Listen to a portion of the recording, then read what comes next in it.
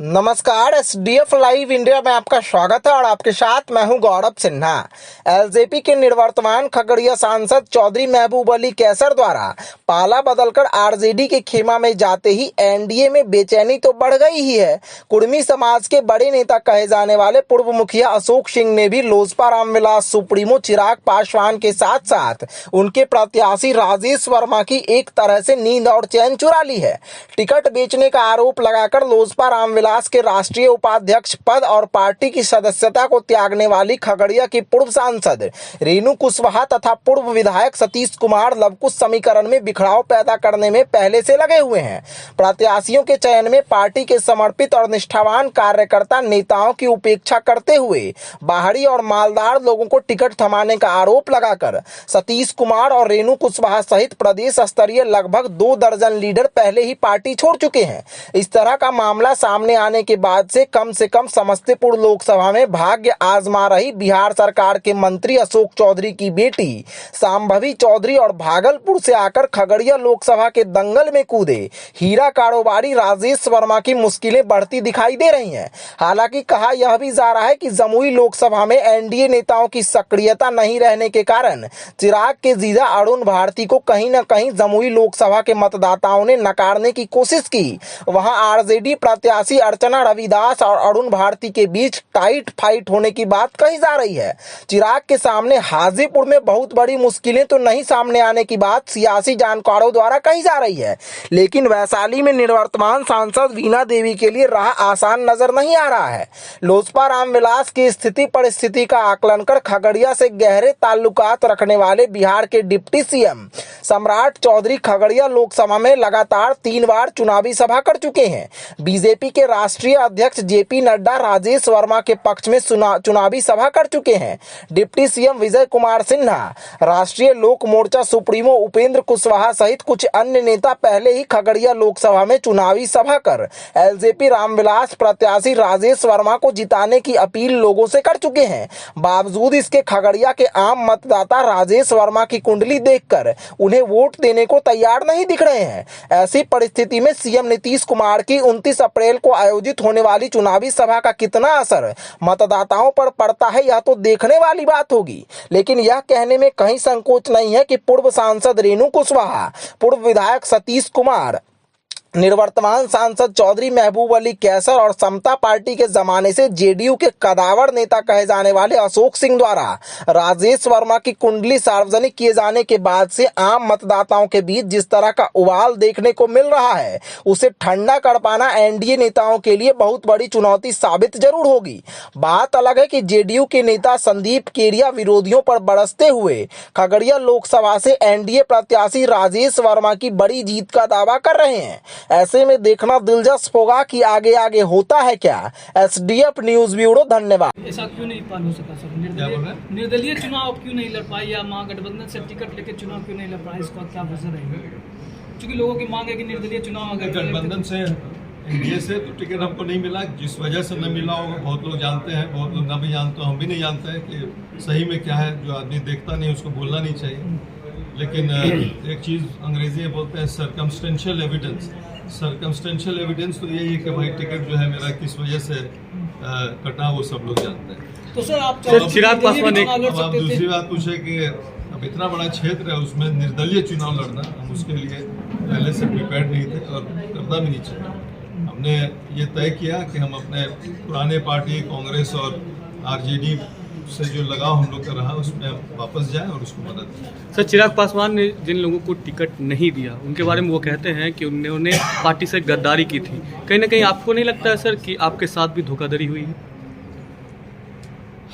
देखिए, ये बात हम बहुत बार बोल चुके हैं कि गद्दारी उनके नज़र में हो सकता है, क्योंकि हम लोगों ने तो सिर्फ पार्टी की लीडरशिप को बदला था।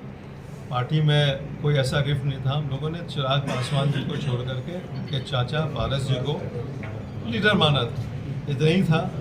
और जहाँ तक चिराग पासवान जी की बात है तो 2019 के चुनाव में हम लोग एनडीए के वोट से जीत करके आए थे। उसमें भाजपा का भी वोट था, जदयू का भी वोट था, लोजपा का भी वोट था और ठीक 1 साल के बाद जब 2020 में चुनाव हुआ, राज्य का चुनाव हुआ, असेंबली इलेक्शंस हुए, तो उसमें आप लोग सब जानते हैं कि किस तरह से चिराग पासवान जी ने बैक स्टैबिंग किया, पीछे छुरा भोंका जदयू को, और ख़ास करके नीतीश जी को जिस तरह से उन्होंने टारगेट किया, और उनको बुरा भला कर इतने सीनियर मुख्यमंत्री को जिस तरह से उन्होंने टारगेट किया और उनको जेल भेजने की धमकी दी कि उनको हरा करके जेल भेजेंगे, तो हम समझते हैं कि सबसे बड़ी गद्दारी तो वहीं पर हुई। और यही नहीं बल्कि बीजेपी को भी उन्होंने धोखा दिया।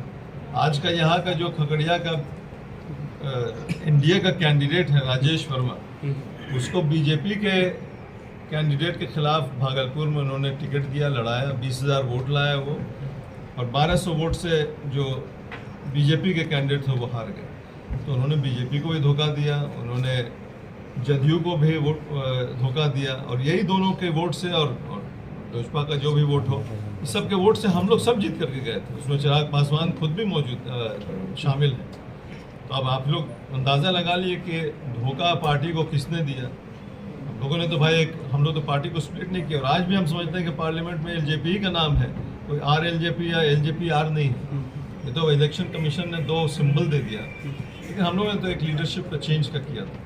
तो एनडीए इसमें यह आरोप लगाना कि हम लोगों ने धोखा दिया और या गद्दारी की, हम समझते हैं कि बहुत ही स्ट्रॉन्ग वर्ड है। ऐसा हम लोगों ने कुछ किया ही नहीं था। एनडीए का जिसको उन्होंने नवाजा है, और जाहिर सी बात है कि उनकी उम्मीद है कि हम बिहार में न सिर्फ खगड़िया बल्कि खगड़िया और सहरसा नहीं बल्कि तमाम इलाकों में जाकर के राष्ट्रीय जनता दल को मजबूत करें, उनका काम करें, और हम ये करेंगे ही। इसमें कोई तमाम जो नेटवर्क है हम लोगों का, चाहे हसनपुर हो, सिमरी बख्तियारपुर हो, खगड़िया के जिला के चारों विधानसभा, सब में नेटवर्क है अपना, सबसे जान पहचान है, हमने काम किया है सब जगह।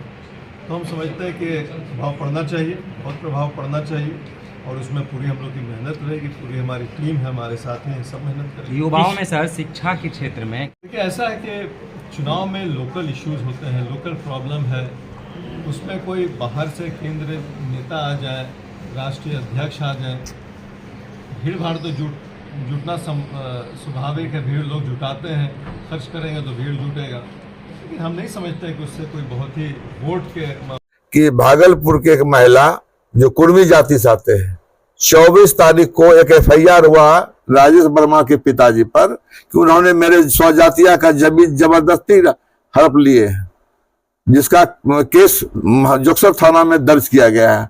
उनसे मेरी बात हुई है कि बेटा हम भी कुर्मी समाज के हैं, मेरा जमीन ये लिखा लिया है जबरदस्ती, और ये बहुत दबंग व्यक्ति है, मतलब गुंडा बैंक का बहुत तरह की बात उन्होंने बताया, और हम लोग इसको कुर्मी समाज में बताया कि आज चुनाव के उस महिला ने आपसे कांटेक्ट? हाँ, महिला ने हमसे कांटेक्ट किया, सरोज देवी नाम है उनका। अच्छा।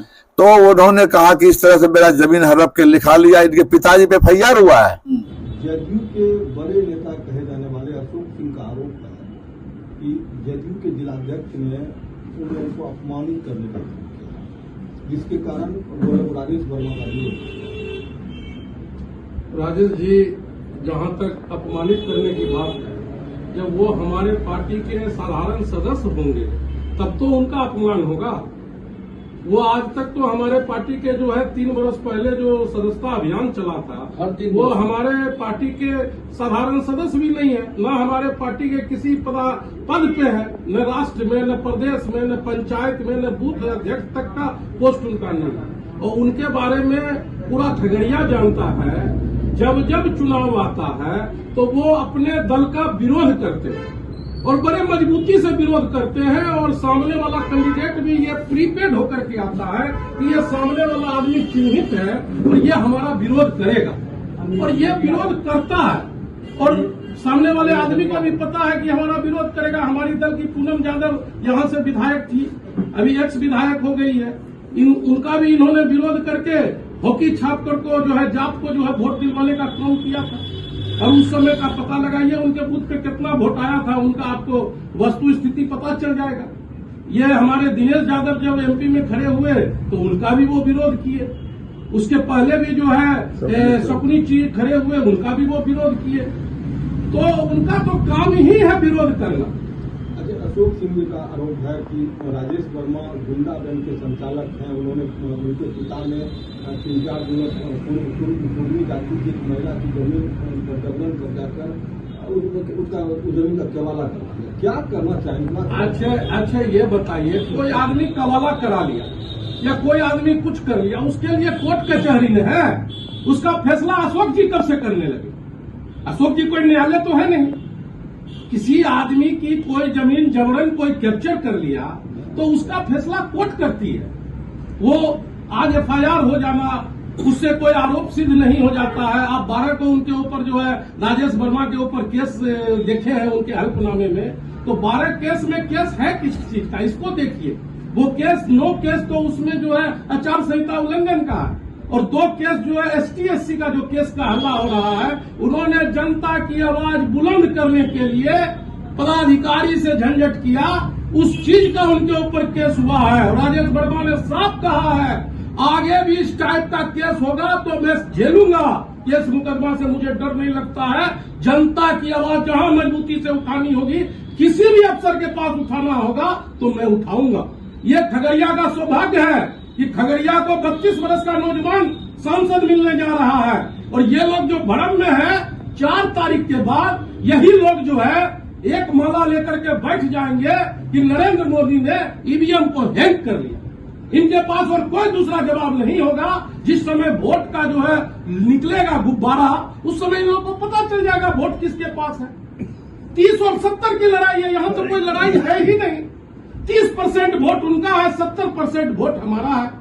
यहाँ कोई लड़ाई नहीं है। आपको जब वोट जिस समय होगा, गिनती जिस समय होगा, उस समय ये लोग मीडिया के पास आने से कतराएंगे, कुछ बोलने से कतराएंगे। उस समय इन लोगों से पूछिएगा कि अब क्या हुआ। आज 2019 में भी आपने देखा, 2014 में भी आपने देखा, 2009 में भी देखा।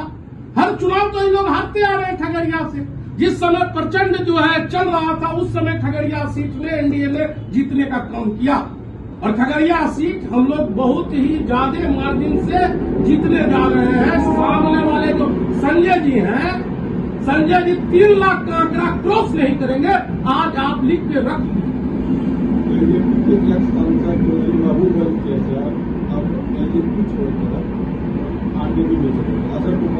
अच्छा ये बताइए, LJP छोड़ के वो चले गए, उनके क्रियाकलाप में कुछ कमी थी। आप जनता के पास जाइए और उनसे पूछिए, जनता के जो 70% वोट दे करके उनको सांसद बनाया था पोलिंग का, उस जनता के पास जाइए। 30% वाले के पास मत जाइए, 70% वाले के पास जाइए और उनसे पूछिए कि आप हमारे सांसद जो केसर अली थे, आप उनसे सहमत हैं? उनके क्रियाकलाप से आप 10 वर्ष के लिए वो सांसद रहे, उनके क्रियाकलाप से आप जो है उनका आपका कुछ उनके ऊपर विचार है, वो आपको अपने खुद पता चल जाएगा। आप जाइए 70% वाले के पास जाइए, 30% वाले के पास मत जाइए। वो उस समय भी 30% उनके साथ नहीं था, और आज भी जो है वो जहां जा रहे हैं वो 30% वाले के पास जा रहे हैं, 70% आज भी उनके साथ नहीं।